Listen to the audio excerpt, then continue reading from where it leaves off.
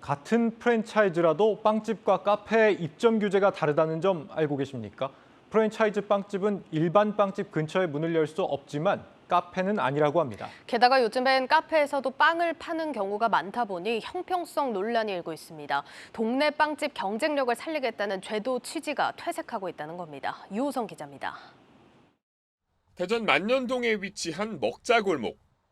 여기는 정부청사나 방송국 등 사무공간과 대단지 아파트를 비롯한 주거 공간이 한데 어우러져 있어 유동인구가 많은 입지가 우수한 상권으로 꼽힙니다. 자영업자 한모 씨는 3년 전 이곳에 프랜차이즈 빵집을 내려 했지만 열지 못했습니다. 대형 프랜차이즈 빵집은 근처에 작은 베이커리가 있을 경우 신규 점포를 내지 못한다는 중소기업 적합업종 제도 때문입니다. 이 때문에 울며 겨자 먹기로 다른 곳에 점포를 낼 수밖에 없었고 근무지가 당시 거주지에서 멀어지면서 이사까지 가야 하는 불편함을 겪어야 했습니다.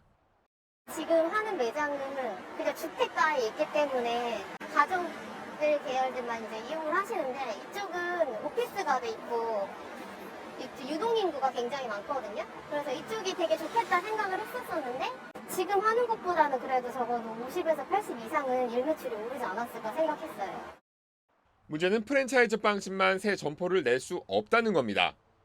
중소기업 적합업종 제도는 이 상권에 프랜차이즈 빵집이 들어오지 못하도록 막고 있지만 이렇게 커피 전문점이나 편의점을 통해 빵 판매가 이루어지고 있는 실정입니다.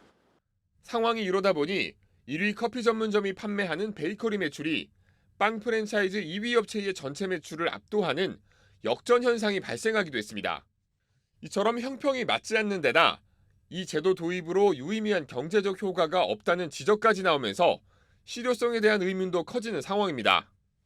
원래 이 제도의 취지는 중소기업에 대해서 대기업이 너무 문어발식으로 많이 침범을 하면 중소기업이 다 죽는다는 어떤 그런 목적으로 됐는데 중소기업 업종에 묶여 있는 대기업은 진출하지 못하고 글로벌 기업은 진출을 해버리는 문제가 됩니다. 하지만 중소기업계는 중소기업 적합업종 제도가 최소한의 안전장치라는 원론적인 입장을 반복하고 있습니다. 업종 전체의 경쟁력을 높이기보다는 작은 기업들의 경영 안정에 더 무게를 실겠다는 겁니다. 프랜차이즈 제빵업계는 제도 취지에는 공감하지만 형평성과 실효성을 잃은 제도에 손질이 필요하다고 지적합니다.